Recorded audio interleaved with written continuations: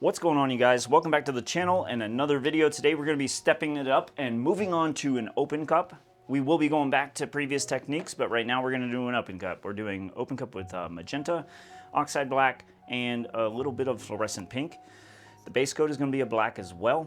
All these paints are mixed 2 parts pouring medium to 1 part paint. This is the pouring medium I use. And these 3 colors have my OGX coconut milk hair serum in it, 1 drop of this silicone in each cup, and then this black base coat right here has no oil in it at all. So that is what we're doing today. How's everybody doing? Let me get that base coat down. It's always interesting for me to work with like a black base coat because I'm so used to working with a white one. So I'm going to put a little bit of black in the bottom of this cup that has the oil in it, so that way we can start to coax some of those really cool reactions out of the paint. Now you're going to notice if you mix these same colors together that your deep magenta, this color right here, is much thicker at the ratios that I told you. I didn't add any extra pouring medium to kind of counteract that. So we're just gonna let it, go with the flow and just see what it does.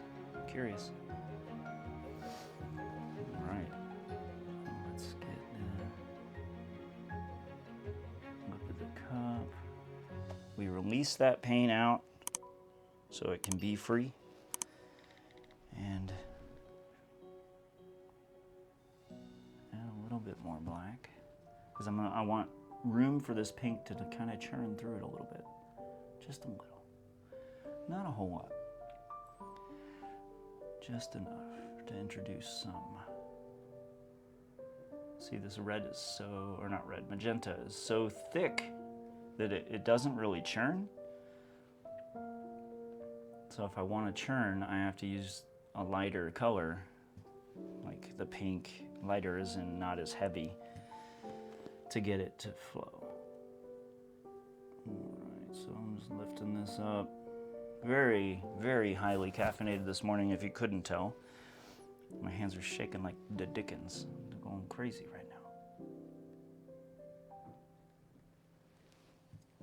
Yeah, open cups have been a favorite of mine as far as pouring techniques for a while.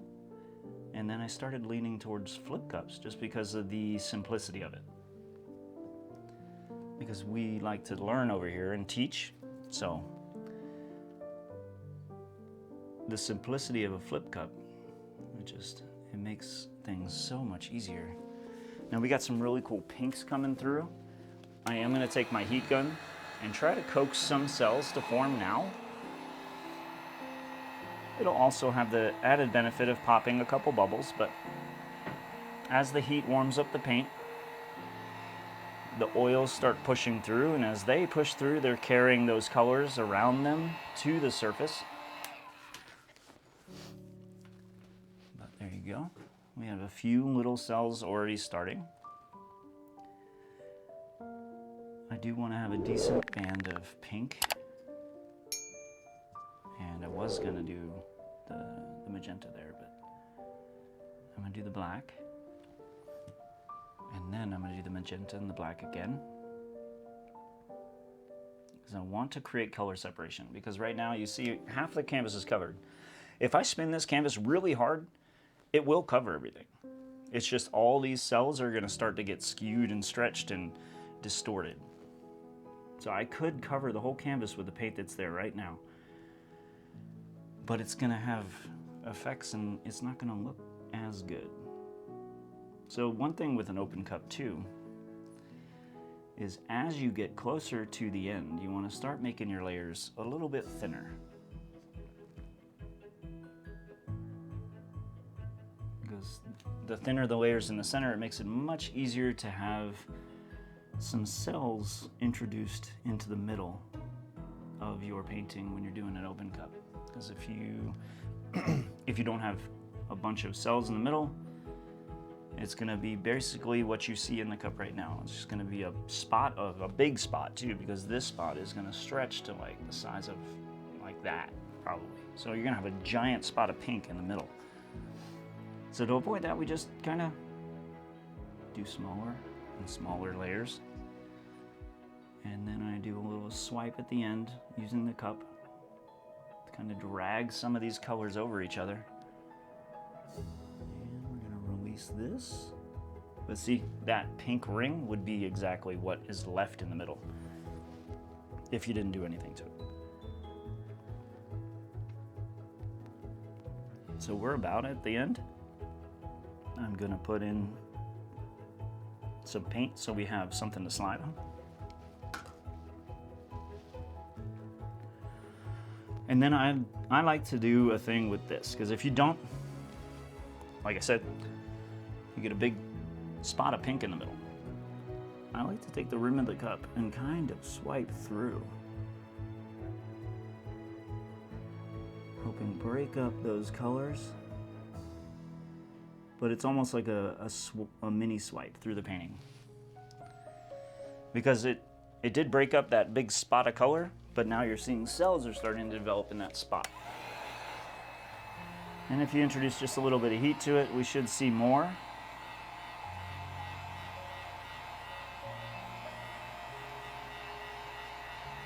And as you can see, we do have some cells forming in that area. I like to create a few cells pre-stretch. That way, when I do stretch it, the layers are much thinner and it's easier to get that cell reaction out of them. So we're gonna do a nice light spin. I basically just want to stretch it just a little bit, not a whole lot. Get these colors across the surface of the canvas, but still having enough paint on the surface to where I can manipulate it if I want to. Because you know just like I do, sometimes the painting that comes out of the first initial stretch looks fantastic, and then other times it does not. In this case, I do like it, actually, a lot. I'm gonna reintroduce the heat.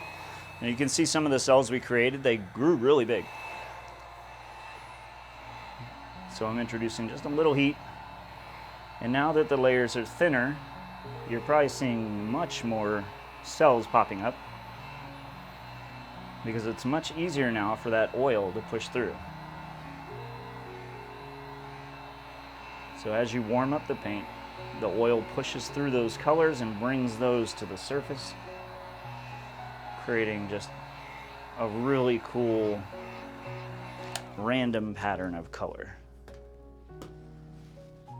And that looks really dark on the camera. I'm looking at it, but it's not that dark. It will dry darker though, yes. All right, let me bring you guys down. This was a lot of fun. I want to start doing some more open cups and introducing you guys to some of the tips and the tricks that I use to kind of get the techniques done the way I get them done. All right, let me bring you down. Would you look at this amazing thing of color right here? See, even here on my phone, it looks so much brighter than it did on the camera. I don't know why. But we have some nice color combinations going on. I really like this one. It's very Valentine's Day-ish. If you want to watch another video just like this, click the screen right now and I'll see you there.